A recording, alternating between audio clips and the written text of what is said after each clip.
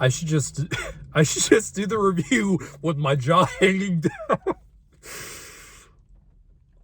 Oh, I haven't felt this exhausted coming out of a movie, but in a great way. Here's my video review for John Wick 4. Oh my god, they fucking crushed it. Holy shit. Oh my god.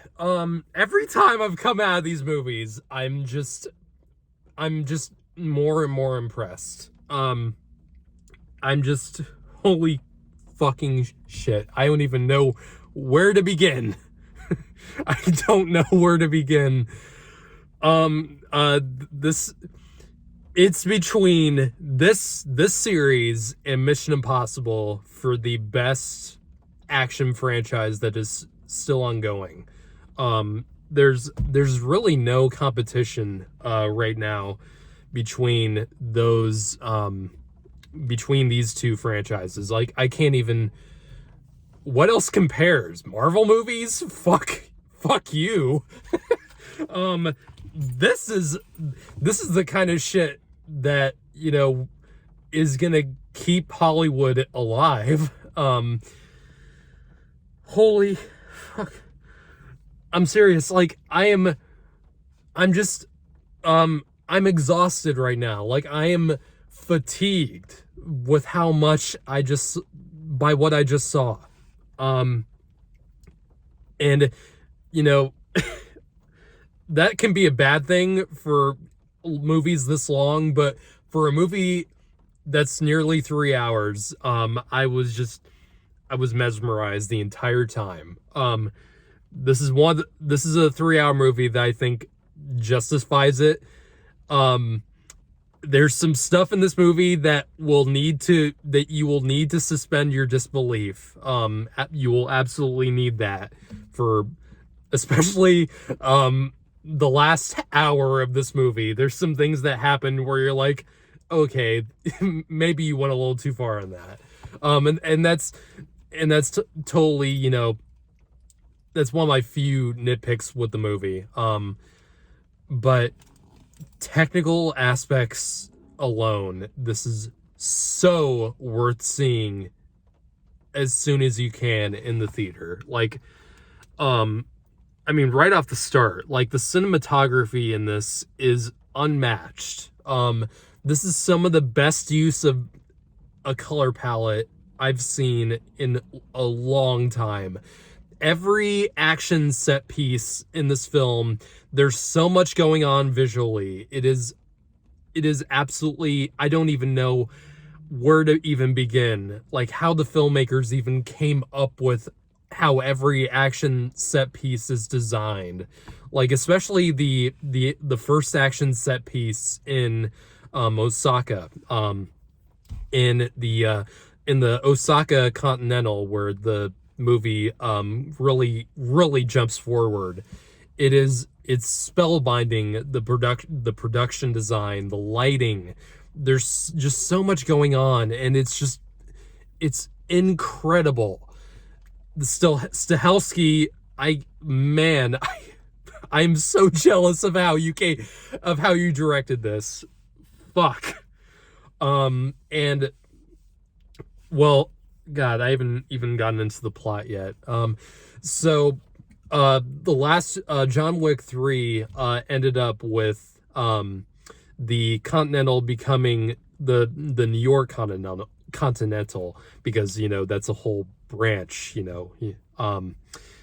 And what I love about all these sequels is that they've each by one built up this gigantic world of assassins that the John Wick franchise is known for, and it's this film branches it out even more so. So John Wick, if you saw the last movie, is pretty much beaten to shit. He got shot and fell off a building, and is fucking pissed at the end of that movie, and is just building up his anger and his rage for for the high table in this movie that is basically the all-seeing, like, global network that oversees everything that happens. And he's going after the high table, and the high table in this film, represented by one character, is Bill Skarsgard, who his name is Marquis de Gramo, and is challenging John Wick to a duel to, to end this once and for all, to get John Wick's freedom, or yeah, fuck, my brain is scrambled. But yeah, there's a ton of new players in this movie, Donnie Yen being the absolute GOAT of them all. Fuck me, Donnie Yen. You can't really get any more badass than Donnie Yen, especially a blind Donnie Yen. I mean, what you saw with him in Rogue One, that was I see that as a predecessor to this movie, and how just absolutely amazing he is in this movie. He has so many great one-liners in this, several scenes. I mean, it's Donnie Yen. You can't really say anything else aside from that. Man, what else can I say? Keanu Reeves blows more fuckers up in the head, and there's so many great things that happened in this movie. There's I feel so childish talking about this movie because I'm not even in it without spoiling stuff. It's really hard to talk about this because there's just so many great things. I mean, incendiary bullets firing from shotguns in this movie. I'm surprised I haven't seen more of that in a lot of action movies. And, I played a lot of video games and first-person shooters in my life. I've been wanting to see more incendiary bullets firing in action movies, and this movie gave me that. And that the set piece that revolves around, and how it was shot from a bird's eye angle, and like a shot that I think goes on for more than 5 minutes, of a bird's eye shot of going through this entire broken down mansion, and John Wick blowing all these guys up with these incendiary rounds. It's usually called Dragon's Breath. Those kinds of things. A lot of video games I played with that usually called Dragon's Breath. But god damn, fuck. I will definitely be doing a spoiler review of this on Saturday, because I absolutely gotta talk about this. And it's incredible what they managed to accomplish in this movie, and the fact that this movie only cost $100 million, I think, is the budget. It was something around there. Even then, it's the biggest budget out of all these movies. I'm still amazed by what they managed to do with a budget that's pretty small compared to a lot of blockbusters. And John Wick has pretty much become a blockbuster franchise, and it's amazing. The first movie, when came out of nowhere, and when I first saw the trailer, it to me, it looked like, at first, like one of those direct-to-DVD movies that Keanu was in before John Wick. And boy did that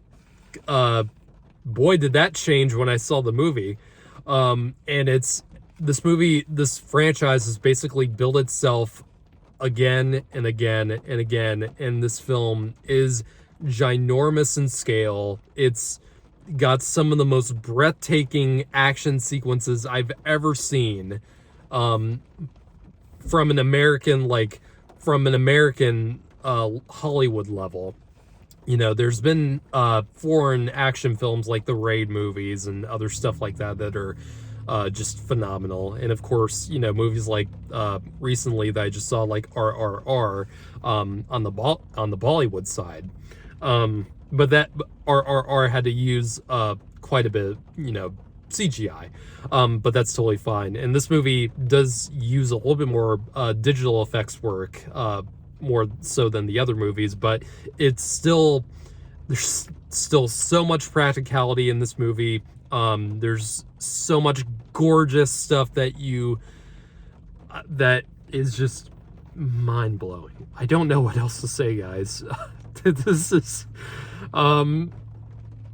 this will have you smiling ear to ear with the carnage that you witness in this film. And you will need a nap after you get out of this movie, because I certainly need to. And as soon as I get home, I'm hitting the sack, because I'm fucking exhausted in the best way.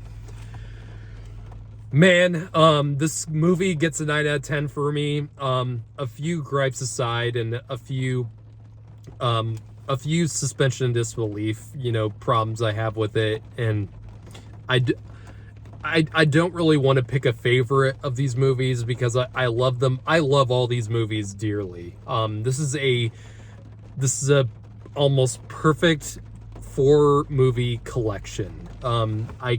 This is as good as I can ask for. So yeah, I'm just gonna stick with a 9 out of 10 for now. See this fucking movie if you aren't planning on it. I'm sure this movie is gonna do gangbusters this weekend. Good God.